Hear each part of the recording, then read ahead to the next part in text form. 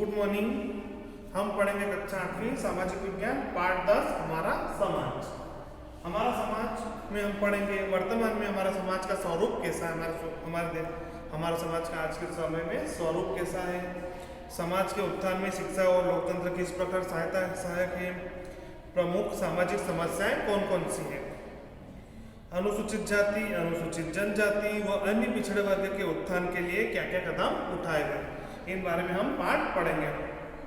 आइए हम पढ़ते हैं। सबसे पहले हमारा समाज, व्यक्ति के आपसी संबंध से समाज बनता है। आपने देखा है हमारे रिश्तेदार है, परिवार के लोग हैं, सबको मिला के हमारा क्या बनता है, एक समाज बनता है। व्यक्ति परिवार की इकाई है। परिवार एक आवश्यकता के साथ तथा समाज एक संगठन है। पारस्परिक निर्भरता के कारण सामाजिकता का गुण मनुष्य में स्वभाव से होता है। मनुष्य सामाजिक प्राणी है, अतः समाज में पृथक रहकर वह अपनी आवश्यकताओं की पूर्ति नहीं कर सकता। मनुष्य पृथक मतलब समाज से अलग होकर वो उसकी अपनी जो भी निजी जिंदगी की आवश्यकता है उसको पूर्ति नहीं कर सकता, इसलिए उसको समाज में रहना बहुत आवश्यक है। और हम भी आज समाज के साथ जुड़े हैं और उनके रीति रिवाजों के अनुसार और हमारी परंपराओं के साथ हम चलते हैं। समाज एक व्यवस्था है, समाज एक प्रकार की व्यवस्था है जिसे एक दूसरे की मदद के द्वारा बनाया गया हो और एक दूसरे की मदद के लिए इसको व्यवस्था की गई है कि समाज बन जाता है और सब अपने समाज में एक दूसरे की मदद करेंगे। इसकी एक संरचना होती है, समाज के अपने संस्कार एवं शिक्षा होती है। सभी धर्मों में समाज में अलग अलग प्रकार के संस्कार होते हैं, रीति रिवाज होते हैं और शिक्षा होती है। बदलती परिस्थितियों एवं आवश्यकताओं के कारण समाज की मान्यताओं में परिवर्तन होता रहता है। नए नए समय में अलग अलग तरीके से बदलाव को देखते हुए परिवर्तन करते हैं कि ऐसा नहीं, ऐसा सही, ये सही है, ये गलत है, इस प्रकार से देखते हुए मान्यता को बदलते रहते, परिवर्तन करते रहते। हमारे समाज में अभी भी जातीय संकीर्णता, छुआछूत व्याप्त है। हम आज सभ्य समाज में रहते हैं, फिर भी इसमें जातिवाद अभी भी फैला हुआ है, छुआछूत वाली बातें भी है कि जैसे ये नीची जाति का है, ऊंची जाति का है, ऐसी भावना लोगों में आज भी है। और छुआछूत की भावना, जो बोलते कि ये अछूत है, ये छोटी जाति के हैं तो उनको छूना नहीं, इनके घर का खाना नहीं, पानी नहीं पीना, इस प्रकार की अभी मानसिकता है। हमारे यहाँ पर नहीं है, लेकिन कई कई बहुत देशों में अभी जाके देखेंगे हम राज्यों में देखने को मिलती है। स्त्रियों को पुरुष के समान स्थिति प्रदान नहीं हो सकेगी। बहुत सारी जगह पे स्त्रियों को अभी भी बहुत संघर्ष करना पड़ता है और उनको पुरुषों के समान नहीं माना जाता है। इसके अतिरिक्त अन्य समस्याएं जैसे बाल विवाह, मृत्यु भोज, भिक्षावृत्ति, नशीले पदार्थों का सेवन, दहेज प्रथा आदि विद्यमान है।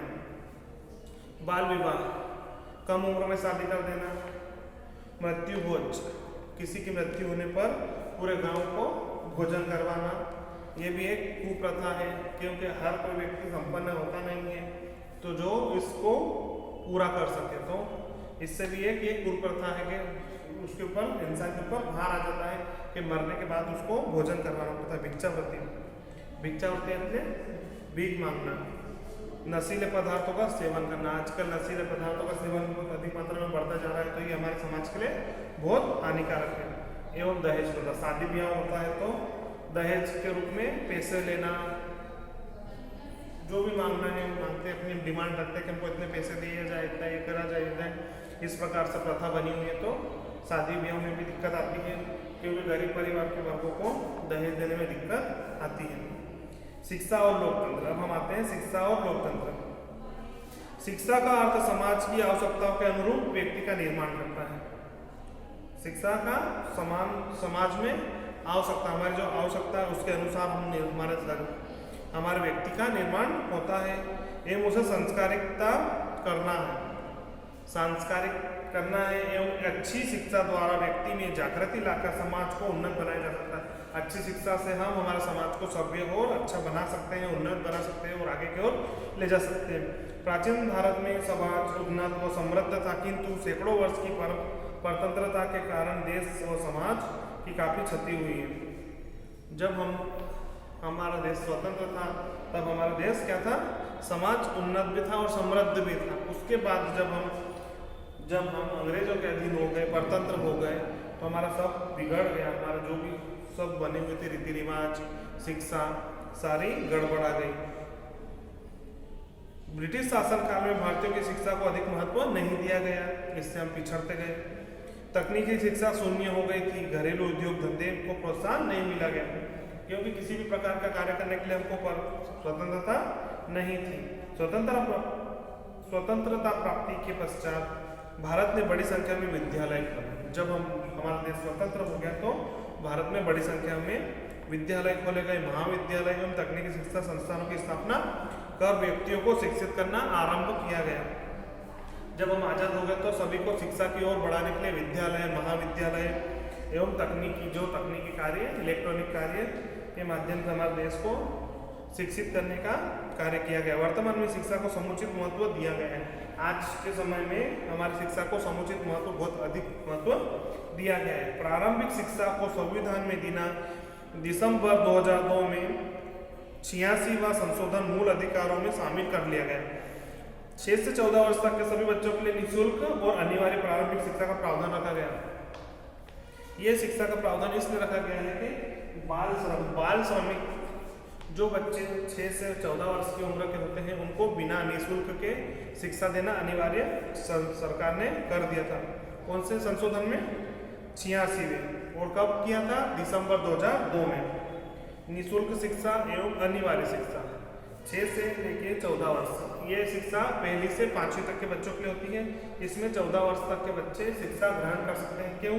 कि 14 वर्ष के बाद बालक में समझ आती है और उसके पहले ये ना समझी और शिक्षा शुल्क ना देने के कारण इसे निःशुल्क किया गया, ताकि सब बच्चे पढ़ के अपने भविष्य को सुधार सके, साक्षर बन सके। वर्तमान में तकनीकी एवं व्यावसायिक शिक्षा का भी उचित प्रावधान किया गया है। लोकतंत्र एक शासन प्रणाली है जिससे किसी भी देश की शासन व्यवस्था का संचालन किया जा सकता है। हमारे देश में 15 वर्ष से अधिक आयु के व्यक्तियों में एक बड़ी संख्या में निरक्षर है। इनके लिए जन साक्षरता कार्यक्रम चलाए गए हैं। इस कार्यक्रम का लक्ष्य केवल पढ़ाना, लिखाना, सिखाना नहीं, बल्कि कार्यात्मक साक्षरता प्राप्त करना। कार्यात्मक साक्षरता का अभियान इस प्रकार से है। 14 वर्ष के बाद जो बच्चे 15 वर्ष के हो गए, जो नहीं पढ़े हैं, उनको साक्षरता में लाने के लिए और उनको आत्मनिर्भर बनाना, पढ़ाई लिखाई को गणित का ज्ञान कराना, अपने अभाव के कारण को जानना, जो उनमें कमियां हैं उसको जानने के लिए अभाव के कारणों को दूर करने का प्रयास करना, कि अपने जो भी अभाव है उसको समझे और उसको दूर करने का प्रयास करें। किससे?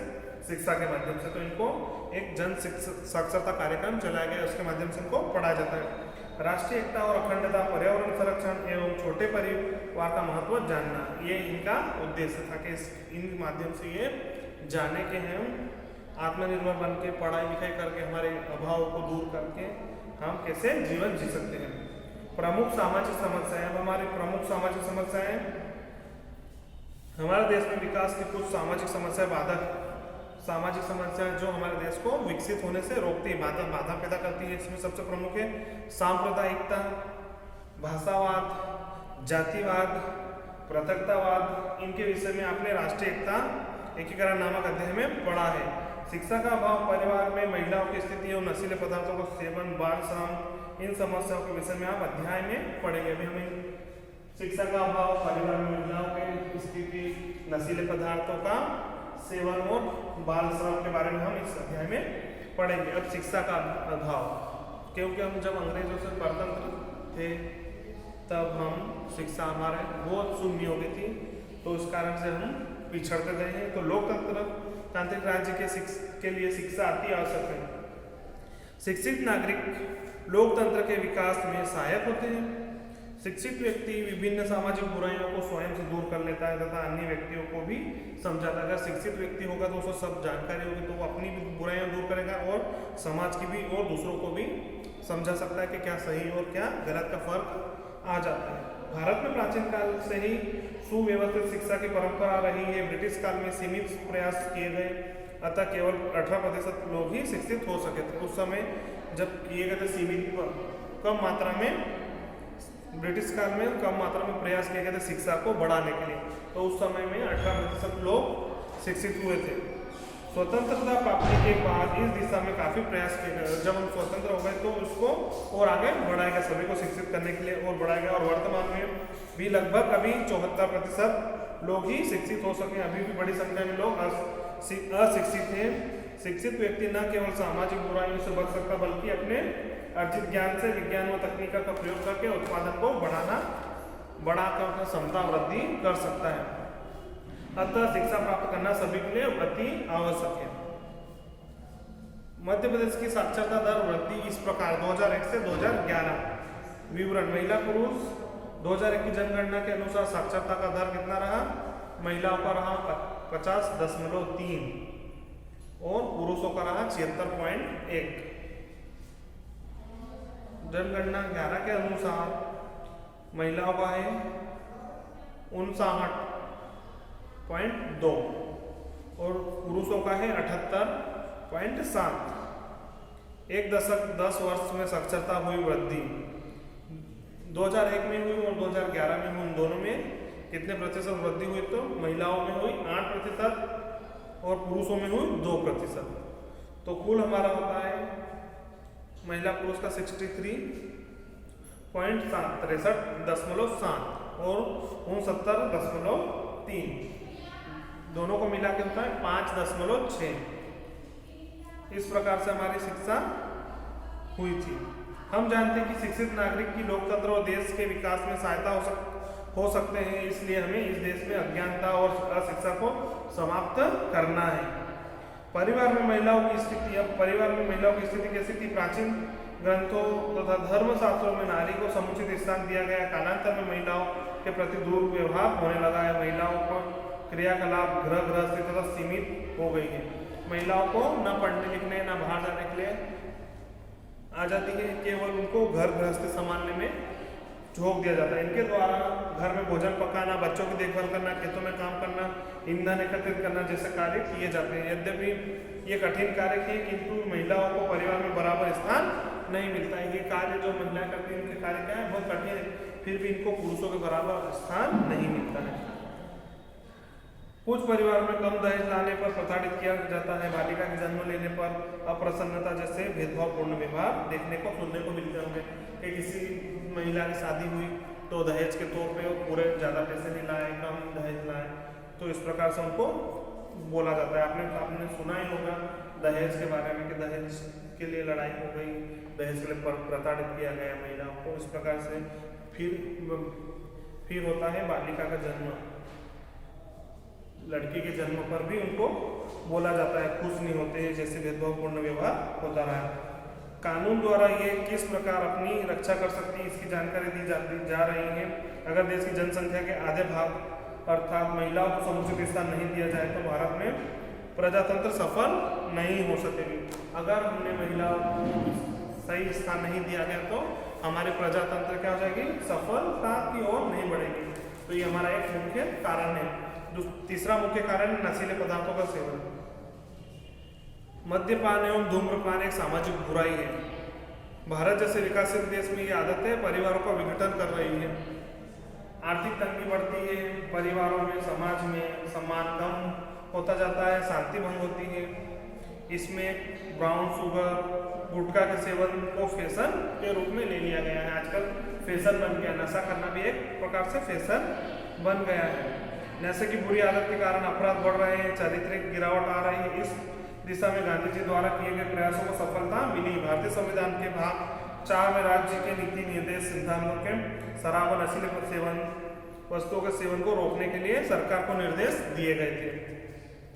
अब हमारा आता है बाल श्रम। बच्चे का इस देश का भविष्य, बच्चे हमारे इस देश का भविष्य है जो आगे चल के देश को आगे बढ़ाएंगे, तरक्की पे ले जाएंगे। लेकिन अगर वो बच्चा बाल श्रमिक बन जाएगा तो वो उसका जीवन वहीं खत्म हो जाएगा, क्योंकि वो आगे की ओर तरक्की नहीं कर पाएगा और शिक्षा ग्रहण नहीं कर पाएगा और बोझ तले दब जाएगा। बाल श्रमिक बन के वो अपने आप को न्यौछावर कर देगा। भावी नागरिक होने के नाते बच्चों को शिक्षा प्राप्त करने का पूर्ण अधिकार है। भारत के नागरिक होने के अधिकार से बच्चों को शिक्षा लेने का पूर्ण अधिकार है। इतना ही नहीं, उनके लिए भोजन, वस्त्र, स्वास्थ्य, शिक्षा, खेलकूद की व्यवस्था भी होनी चाहिए ताकि वे मजबूत और सुदृढ़ बन सके। आज हमारे संविधान में नियम पारित किया गया है और सभी बच्चों को निःशुल्क शिक्षा दी जा रही है और भोजन, वस्त्र आदि स्वास्थ्य सेवाएं दी जाती है आज के समय में, पुराने समय में नहीं दी जा रही थी। हमारी जनसंख्या का एक बड़ा भाग 14 वर्ष तक की आयु के बच्चों के लिए है, जिसका अपेक्षा नहीं की जा सकती, जिसकी उपेक्षा नहीं की जाती। 14 वर्ष तक के बच्चों को निःशुल्क शिक्षा देना अनिवार्य है। अधिकांश बच्चों को पौष्टिक भोजन और भरपेट भोजन, तन ढकने के लिए वस्त्र नहीं मिल पाते। अधिकांश लोग गरीब होते हैं तो उनको वस्त्र नहीं मिल पाता, भोजन की व्यवस्था नहीं हो पाती, तो वो इस कारण से अपनी रोजमर्रा की जिम्मेदारी को जीने के लिए, करने के लिए क्या करते हैं, बाल श्रम करना शुरू कर देते हैं। निर्धनता, कुपोषण और अशिक्षा से बाल दुराचार एवं किशोर अपराधों में वृद्धि हो रही है। अपना पेट भरने के लिए एवं पारिवारिक आवश्यकताओं को पूरा करने के लिए छोटी आयु में ही उन्हें काम करने के लिए मजबूर होना पड़ता है, जबकि इस आयु में उन्हें स्कूल जाना चाहिए। ये हमारा एक कुप्रथा है, ये एक बड़ी समस्या है। 14 वर्ष से कम आयु के बच्चों का काम करना बाल श्रम कहलाता है। सरकार द्वारा 14 से कम आयु के बच्चों को काम करते को बाल प्रतिबंधित कर दिया जाता है। कारखानों, होटलों, दुकानों और घरों में बच्चों को काम करना अपराध है। 14 वर्ष से अगर छोटा बच्चा है तो उसको हर कहीं पे भी काम करना आपराधिक माना जाता है, और अगर जो भी व्यक्ति अगर इसको उन बच्चों को काम करवाता है तो उसके प्रति कानून बनाया गया है और उसे दंड दिया जाता है। अब आता है हमारा अनुसूचित जाति, अनुसूचित जनजाति और अन्य पिछड़ा वर्ग का कल्याण किस प्रकार किया है। एक लोकतांत्रिक देश में सभी नागरिकों को समान अधिकार है। हम एक लोकतांत्रिक देश में रहते हो, यहाँ पे सभी जाति के लोगों को समान अधिकार प्राप्त है। हमारे देश में कुछ जातियाँ सामाजिक एवं शैक्षणिक रूप से पिछड़ी हुई है। सामाजिक तौर पे भी समाज के द्वारा उनको पिछड़ा वर्ग में डाल दिया जाता है, छोटी जाति के रूप में देखा जाता है, एवं शैक्षणिक शिक्षा के माध्यम से जोड़ा जाता है तथा आर्थिक रूप से कमजोर है। भारतीय संविधान द्वारा इसके विकास के लिए विशेष समाज को समान स्तर पर लाने के लिए विशेष व्यवस्था की गई है। संविधान का 86वां अनुच्छेद राज्य जनता के निर्बल अंगों की विशेषता, अनुसूचित जातियों तथा अनुसूचित जनजातियों की शिक्षा का तथा धर्म अर्थ संबंधी हितों की रक्षा सावधानी से करेगा तथा सामाजिक न्याय तथा सभी प्रकार के शोषण से उनकी रक्षा करेगा। स्वतंत्रता पूर्व समाज में ये जातियां उपेक्षित, शोषित एवं निर्धन रही हैं।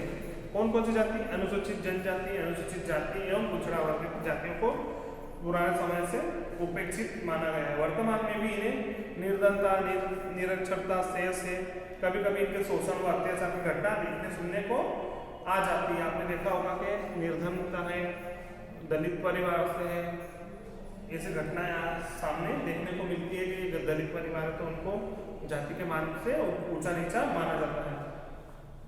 कभी कभी अतः इनके संरक्षण एवं विकास के लिए राज्य सरकार द्वारा विशेष व्यवस्था की गई।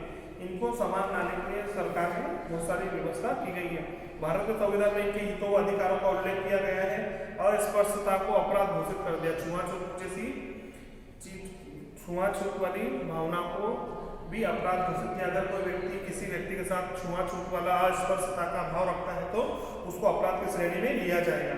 संविधान द्वारा इन वर्गों को संरक्षण प्रदान किया गया है। संविधान, हमारे भारत के संविधान में इनको संरक्षण दिया गया है। किसको? अनुसूचित जाति, अनुसूचित जनजाति और पिछड़ा वर्ग को। कि अगर इनका कोई इनका वो मिस यूज करता है या इनको जाति सूचक शब्द का प्रयोग करता है तो इनको संरक्षण प्रदान किया जाता है, रक्षा दी जाती है। अन्याय तथा शोषण से मुक्ति के लिए कानून बनाए गए। इनके साथ हो रहे अन्याय और शोषण, इनका शोषण किया जा रहा है तो उसके लिए भी सरकार ने कानून बनाए हैं और दंड दिया जाता है। लोकसभा, विधानसभा और स्थानीय स्वशासन संस्थाओं में जनसंख्या के आधार पर स्थान आरक्षित किए गए हैं। सभी जगह पर इनका स्थान आरक्षित किया गया है कि इतने प्रतिशत ये वाले जाति के लोग आएंगे, इतने प्रतिशत ये जाति के, इस प्रकार से इनको आरक्षण दिया गया है। इनके कल्याण के लिए अलग अलग मंत्रालय, पुलिस विभाग, न्यायालय में प्रकोष्ठ बनाए गए हैं। शिक्षा प्राप्त करने के लिए स्थान आरक्षित तथा छात्रों के आदि की व्यवस्था की गई है। निर्धारित न्यूनतम योग्यता प्राप्त कर लेने पर शासकीय सेवाओं में स्थान आरक्षित किए गए हैं। इन वर्गों को योग्यता संबंधी शर्तों में भी छूट दी गई है। इस प्रकार से हमारा संविधान बनाया गया है। राष्ट्रीय अनुसूचित जाति, जनजाति एवं अन्य पिछड़ा वर्ग आयोग की स्थापना की गई है। राज्यों में इस प्रकार से आयोग की स्थापना की गई है। अब आता है हमारा शासकीय स्तर पर अनुसूचित जातियों, अनुसूचित जनजातियों एवं पिछड़े वर्ग के कल्याण के लिए विशेष ध्यान दिया गया है, किंतु यह कल्याण इस पर भी निर्भर करता है कि हमारा शेष समाज की मनोवृत्ति इसके प्रति सहयोग है। नियम तो बना दिए, लेकिन हमारा समाज भी इसके प्रति अपनी मनोवृत्ति को सहयोग कर रहे हैं कि आप सही राह पे चल रहे हैं।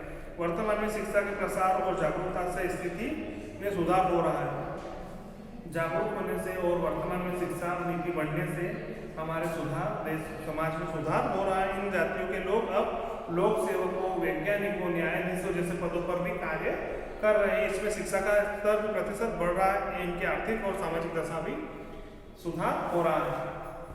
हर प्रकार से शिक्षा के माध्यम से हमारे समाज में बहुत सारे सुधार हो रहे हैं, क्योंकि हमारे समाज में आर्थिक सामाजिक दशा बहुत बिगड़ी हुई थी, जो पढ़ाई के माध्यम से आगे बढ़ती जा रही है और सुधार होते जा रहा है। क्योंकि व्यक्ति शिक्षा ग्रहण करके आगे बढ़ते जा रहा है। शिक्षा ग्रहण करने से वे समाज को सुधार रहा है, अपनी आर्थिक व्यवस्थाओं की पूर्ति कर पाता है और दूसरों को भी सही मार्ग पे लाने के लिए